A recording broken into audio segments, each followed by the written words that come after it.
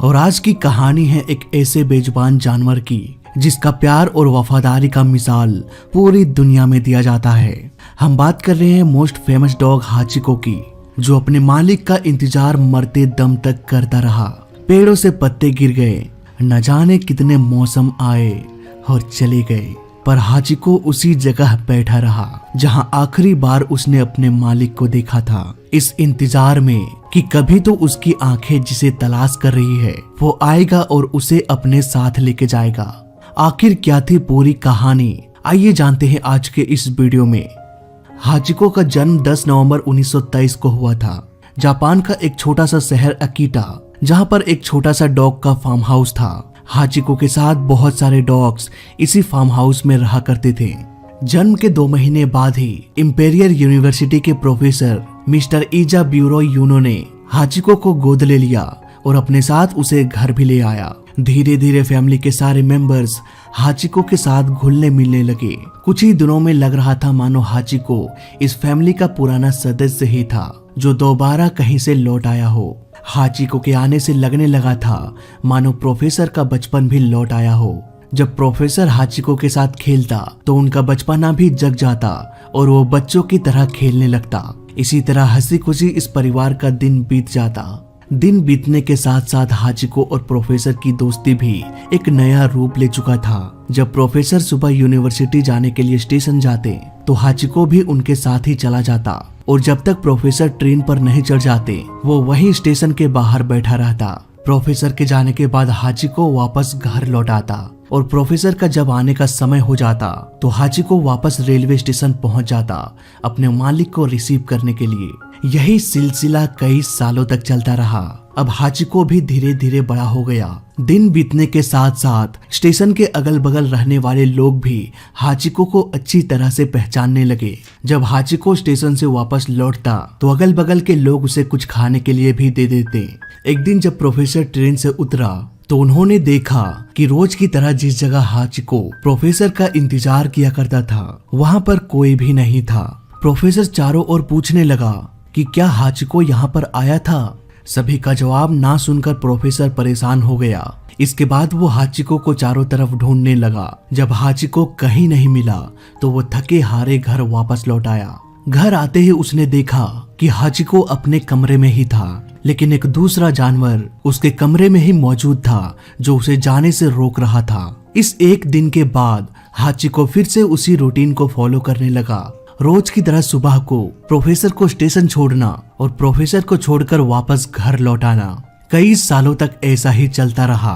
Professor के साथ station जाना, वहां से वापस आना, उसके साथ खेलना, अब यही हाचिको की जिंदगी बन चुका था।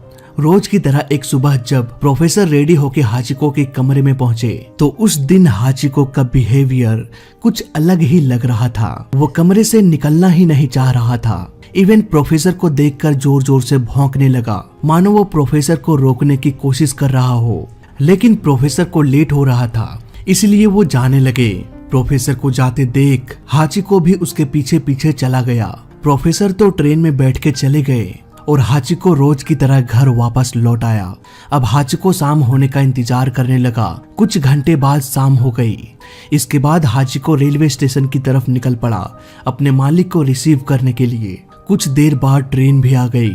हाचिको वहीं बैठकर देखता रहा कि कब मेरा मालिक उतरेगा। एक एक करके सारे पैसेंजर्स उतरते गए। स्टेशन की भीड़ धीरे धीरे खत्म हो रही थी। गेट के बाहर खड़ा हाचिको सभी पैसेंजर्स को देखता रहा, पर उसकी आंखें जिस चेहरे को तलाश कर रही थी वो कहीं भी दिखाई नहीं दे रहा था। दरअसल रोज सुबह प्रोफेसर लेक्चर देने के लिए अपना यूनिवर्सिटी जाया करते थे, लेकिन उस दिन क्लास में लेक्चर देते देते प्रोफेसर को हार्ट अटैक आ गया था और उसी क्लासरूम में उनकी मृत्यु हो गई। इस बात से अनजान हाचिको उसी गेट के पास बैठे अपने मालिक का इंतजार करता रहा कि कोई दूसरी ट्रेन भी रुके और उस ट्रेन से मेरा मालिक आ जाए, पर ऐसा कुछ नहीं हुआ। शाम से रात हो गई, सूरज भी ढलता जा रहा था। अब स्टेशन के बाहर सभी दुकानें भी बंद होने लगी। कुछ ही देर में चारों तरफ सन्नाटा छा गया, पर हाचिको अब भी प्रोफेसर का इंतजार करता रहा।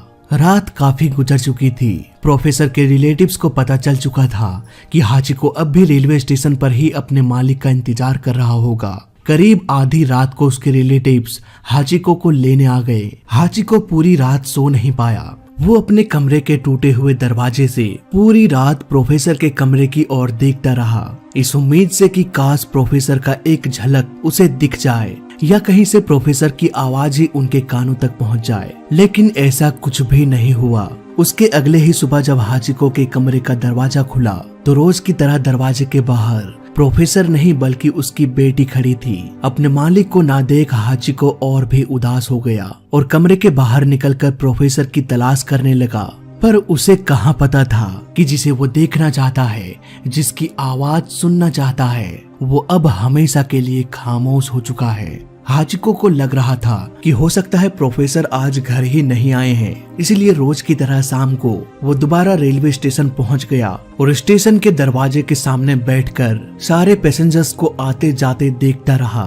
कई लोग आए और चले गए, लेकिन कहीं भी प्रोफेसर का चेहरा दिखाई नहीं दे रहा था। हाचिको देर रात तक स्टेशन में बैठा रहा, प्रोफेसर का इंतजार करता रहा। इसी तरह कई दिन बीत गए। रोज की तरह शाम को वो स्टेशन पहुंच जाता, पर कहीं भी वो अपने मालिक को देख नहीं पाता और फिर शाम को निराश होकर वापस चला आता। कई बार तो वो रात भर स्टेशन में ही गुजार देता। हाचिको की ये हालत देखकर कई बार उसके साथियों ने भी ये कहा कि अब तुम्हें यहाँ इंतजार करने की जरूरत नहीं है, प्रोफेसर अब दोबारा लौट के नहीं आने वाला। लेकिन इस बेजुबान जानवर को उसकी बात कहाँ समझ में आने वाली थी। अगर समझ में आ भी गया हो तो वो उसे सच मानने वाला नहीं था। हाचिको ने कुछ पाया ही नहीं था सिवाय प्रोफेसर के प्यार के। वो बस अपनी पूरी जिंदगी प्रोफेसर के इंतजार में ही गुजारना चाहता था। कुछ दिनों बाद उसकी फैमिली हाचिको के साथ दूसरे शहर रहने के लिए चले गए, लेकिन हाचिको का मन वहाँ भी नहीं लगने वाला था। उसके मन और दिलो दिमाग में बस प्रोफेसर की ही यादें घूम रही थी। वो उसी पुराने घर में रहना चाहता था जहाँ रोज की तरह जब दरवाजा खुले तो प्रोफेसर का चेहरा दिखाई दे। इसीलिए एक दिन मौका पाकर हाचिको उस नए घर से भाग खड़ा हुआ। हाचिको सीधे रेलवे स्टेशन की तरफ भागा, लेकिन ये रेलवे स्टेशन वो स्टेशन नहीं था जहाँ वो अपने मालिक का इंतजार कर रहा था। पर उसे ये जरूर पता था कि इन्हीं पटरियों से होते हुए उसके मालिक का ट्रेन आया करता था। फिर क्या था, वो पटरियों के ऊपर दौड़ता रहा और बस दौड़ता ही रहा। जब कभी भी ट्रेन आती तो वो ट्रेन को पहचानने की कोशिश करता। कई दिनों तक आसपास के हर एक रेलवे स्टेशन का चक्कर लगाते फाइनली उसे वो ट्रेन दिख गया जिससे प्रोफेसर आया और जाया करते थे। हाचिको उसी ट्रेन के पीछे भागने लगा। भागते भागते वो उसी पुराने स्टेशन पर पहुंच गया जहां वो प्रोफेसर का इंतजार किया करता था। कई दिनों के बाद हाचिको उसी पुराने रेलवे स्टेशन पर लौट आया था। जब आसपास के लोगों ने हाचिको को देखा तो सभी लोग हैरान हो गए। अब हाचिको फिर से रोज की तरह स्टेशन के गेट के सामने बैठकर अपने मालिक का इंतजार करने लगा। चाहे गर्मी हो या बरसात, वो अपने मालिक के इंतजार में बस उसी जगह बैठा रहता, मानो वही स्टेशन अब हाचिको का घर बन चुका था। हाचिको गेट पर आने वाले सभी लोगों के चेहरे को देखता, लेकिन वो जिस चेहरे को देखना चाहता था उसे कहाँ पता था कि अब वो उस चेहरे को दोबारा कभी नहीं देख पाएगा। दिन महीने साल बीतने के साथ साथ अब हाचिको भी बूढ़ा होने चला था, पर अब भी हाचिको उसी जगह पर प्रोफेसर का इंतजार करता रहा।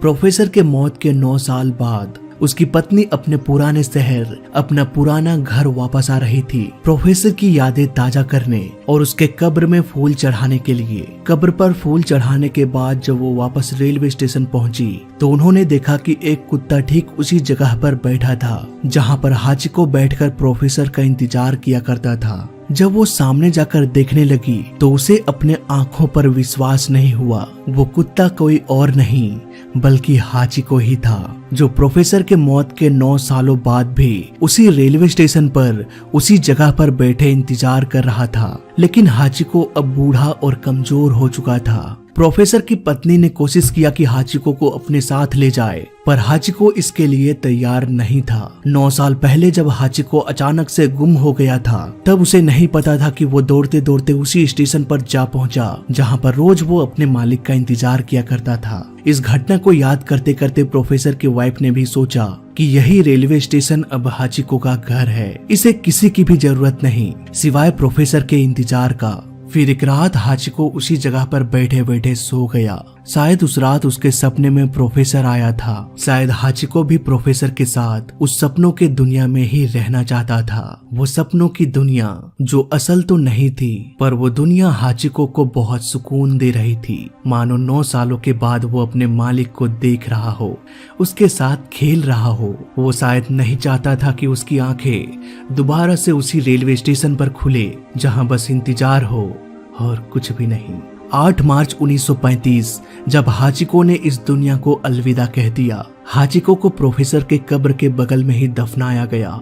हाचिको के याद में जापान में बहुत सारे स्टेचू भी बनाया गया। ये स्टेचू एक निशानी है, एक अटूट रिश्ते की, एक लगाव की, एक इंतजार की। फिलहाल इस वीडियो में अभी तक के लिए बस इतना ही। जय हिंद, वंदे मातरम।